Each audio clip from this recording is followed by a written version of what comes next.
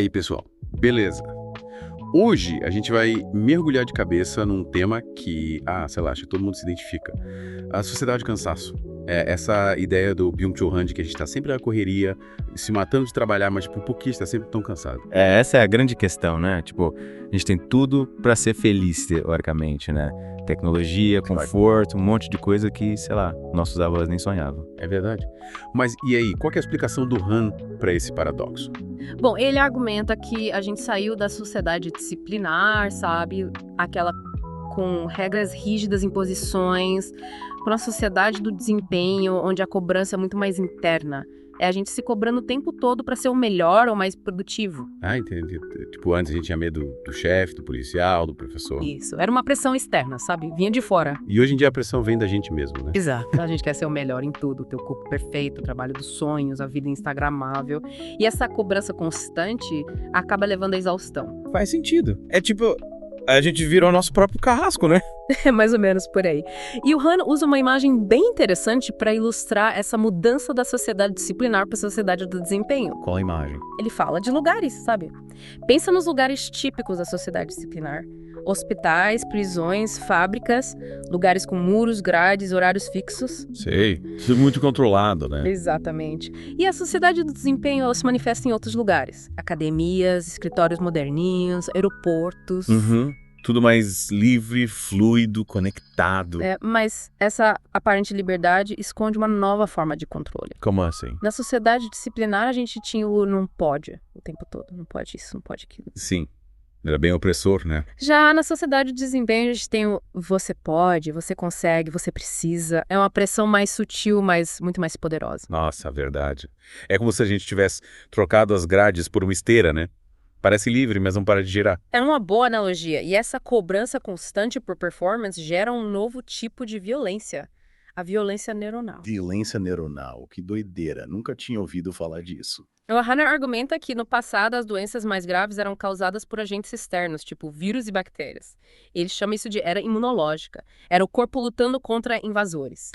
Tipo, a gente vivia lutando contra a natureza, né? Isso. Mas hoje a gente vive na era neuronal, onde as doenças são mais internas, depressão, ansiedade, burnout, são doenças da mente e do sistema nervoso. Caramba! Então, em vez de vírus, agora o problema somos nós mesmos? Em certo sentido, sim. É como se a gente tivesse virado nosso próprio campo de batalha. E o que causa essa violência neuronal? Segundo Han, a causa principal é o excesso de positividade. A gente vive num mundo que nos bombardeia com mensagens positivas o tempo todo. Seja feliz, seja positivo, você pode tudo. É verdade. Parece que a gente tem a obrigação de ser feliz o tempo todo, né? E essa positividade excessiva acaba gerando uma superestimulação, a pressão por estar sempre no topo, sempre performando. E como a gente sente essa violência neuronal no dia a dia? Quais os sintomas? Bom, a gente pode sentir ansiedade, dificuldade de concentração, insônia, irritabilidade. É como se o nosso cérebro estivesse sempre ligado, sem conseguir descansar. É minha vida, isso. E o Han, ele dá alguma dica de como a gente pode escapar dessa violência neuronal? Ele sugere que a gente precisa resgatar a vita contemplativa. Então o quê? Vita contemplativa é a capacidade de contemplação, de atenção profunda, de desaceleração. Não, tá. Tipo, a gente precisa aprender a relaxar, a curtir o momento presente. Exatamente. A gente precisa se desligar um pouco do mundo digital, da correria do dia a dia e se conectar com o nosso interior. Mas como fazer isso num mundo que te obriga a estar sempre ligado, sempre produzindo? É aí que entra o desafio. A gente precisa aprender a dizer não com mais frequência, a resistir à lógica da aceleração e da superprodução. Parece difícil, mas acho que é por aí mesmo. E falando em resistência, lembra que a gente mencionou o conto Bartleby, o escrivão, na introdução? O que o Han fala sobre essa história? Bartleby. Ele é um personagem fascinante. Ele trabalha copiando documentos, mas um dia ele simplesmente começa a responder a tudo com um preferiria não. Preferiria não? Que estranho. E o que isso significa? Tem várias interpretações, né? Alguns veem o Bartleby como um herói, um rebelde que se opõe ao sistema. Faz sentido. Ele se recusa a fazer o que manda, né? Mas o Han enxerga o Bartleby como uma figura trágica. Para ele, o Bartleby representa o esgotamento extremo, o colapso da alma diante da pressão da sociedade. Caramba, que leitura mais profunda. Mas, e aí, o Bartleby, ele consegue mudar alguma coisa? Ele faz alguma diferença no mundo? Essa é uma boa pergunta. E a gente vai discutir isso na próxima parte do nosso Deep Dive, quando a gente voltar a falar sobre a transição da era imunológica para a era neuronal.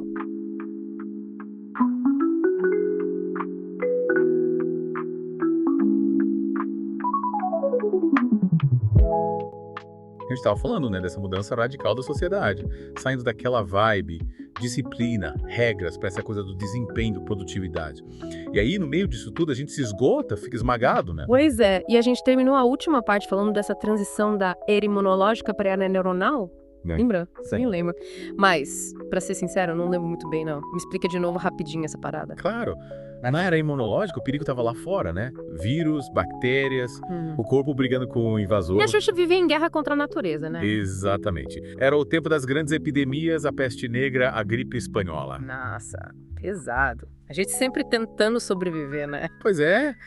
E essa lógica do inimigo externo influenciava tudo, sabe? Não só a medicina, mas a forma como a sociedade se organizava. Como assim? Me dá um exemplo. Pensa na Guerra Fria. Aquela paranoia do comunismo, a construção de muros, a corrida armamentista. Ah, entendi. Era tipo, nós contra eles, né? Isso, o mundo dividido entre o bem e o mal. Essa lógica, ela se espalhava para tudo, sabe? Política, cultura, relacionamentos, era da desconfiança, da vigilância constante. E como a gente saiu dessa era, então? Como foi que a gente chegou nessa era neuronal, que o Ron fala? Bom, na segunda metade do século XX, as coisas começaram a mudar. Tecnologia, globalização, novas formas de trabalhar. E o que isso tem a ver com a era neuronal? Com essas mudanças, as doenças mentais começam a aparecer com mais força. Depressão, ansiedade, burnout.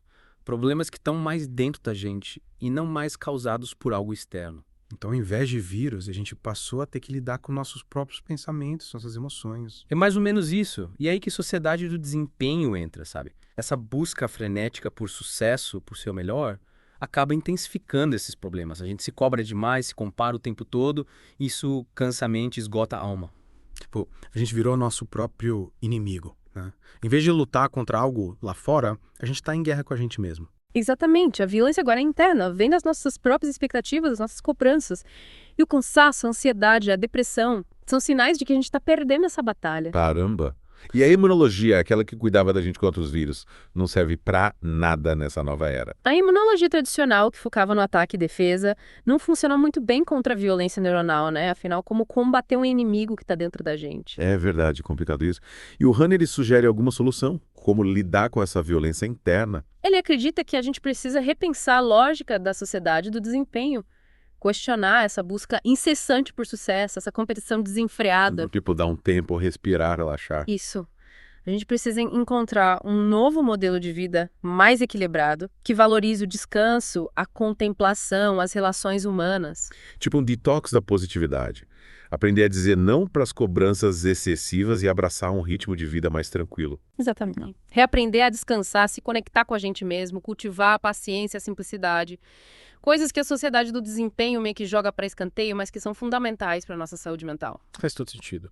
Mas e aí, será que é possível mudar uma sociedade inteira? Hoje a gente está condenado a essa corrida maluca por sucesso e felicidade. O Han sabe que é um desafio enorme, mas acredita que a mudança tem que começar em cada um de nós. Questionar nossos hábitos, valores, crenças, aprender a dizer não, priorizar o bem-estar, cultivar momentos de paz e silêncio. Buscar uma vida mais autêntica, mais significativa, que não nos leve à exaustão, né? Exatamente. E por falar em vida autêntica, lembra que a gente mencionou Peter Handke e a visão dele sobre o cansaço?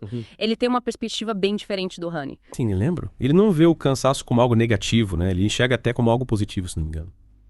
Vamos explorar isso agora. Pois é, passamos as últimas partes mergulhados na visão do Han, né? Ele falando da sociedade do cansaço, dessa pressão pra gente estar sempre performando, sempre no limite. Mas agora, vamos dar uma olhada no que o Peter Handke tem a dizer. Ele tem uma outra perspectiva sobre o cansaço. É verdade. O Han foca mais naquela violência neuronal, no esgotamento da alma, né? E o Handke, ele meio que nos convida a repensar o cansaço. Ele acha que o cansaço pode ser, pasme, algo positivo. Positivo. Cansaço. Sério. A gente sempre liga o cansaço com coisa ruim, né? Falta de energia, preguiça. É, mas é aí que o Handke quebra essa ideia. Ele fala de um cansaço fundamental. É um estado que, em vez de te travar, te abre para uma nova forma de ver as coisas, tipo, mais profunda, mais conectada com o mundo. Não entendi muito bem como assim um cansaço te abre pro mundo. Ele descreve esse cansaço fundamental como um estado de, sei lá, desapego. Você larga as exigências do ego, sabe? Tira um peso das costas. E aí sim você consegue ver as coisas com mais clareza, com mais profundidade. Acho que entendi. É tipo, você desliga o piloto automático e começa a prestar atenção de verdade no que tá acontecendo, né? Exatamente. Quando a gente fala de um estado translúcido, ele consegue ver a beleza nas pequenas coisas, se encantar com a simplicidade do mundo, sabe? Ele se conecta com a poesia do dia a dia. É como se a gente redescobrisse a beleza do mundo, sem as cobranças, sem as expectativas. Que bonito isso. Parece que o Hunt que tá falando pra gente encontrar a beleza no descanso, na quietude, no simples fato de existir. É isso mesmo. Ele descreve o cansaço como um estado de graça, de paz interior. Você aceita seus limites, se entrega e encontra. E é que ele fala sobre a sociedade. Ele acha que essa ideia do cansaço fundamental pode ajudar a gente a viver melhor em comunidade. Sim, ele acredita que sim. Ele fala que o cansaço, quando a gente compartilha ele, quando a gente vive ele em grupo, pode unir as pessoas. Ele chama isso de cansaço nós. É como se a gente derrubasse as barreiras do ego e construísse laços mais verdadeiros, mais solidários. Então, enquanto o Ron vê o cansaço como um sintoma dessa violência neuronal da sociedade do desempenho, o Honeck vê o cansaço como um potencial de cura, de transformação social. Exatamente. São duas formas de ver a mesma coisa, né? Duas perspectivas que se complementam. E aí, depois dessa viagem toda, pelas ideias do Rand e do Honeck, que a gente tira disso tudo? Acho que a gente precisa repensar a nossa relação com o cansaço, né? Em vez de encarar ele como inimigo, a gente pode ver ele como um sinal de que algo precisa mudar. Mudar na nossa vida, no trabalho, na forma como a gente se relaciona com as coisas, com a gente mesmo. Faz sentido. Quem sabe, como o Honeck sugere, a gente pode descobrir que o cansaço pode ser, sim, uma fonte de paz, de criatividade, de conexão com a gente e com o mundo. Verdade, quem sabe a gente encontra no descanso, na contemplação, a energia para construir um mundo mais justo, mais humano, mais feliz. E com essa mensagem inspiradora, a gente encerra o nosso Deep Dive na Sociedade do Cansaço. Esperamos que vocês tenham curtido essa jornada com a gente, explorando as ideias do Byung-Chul Han e do Peter Handke. Até a próxima!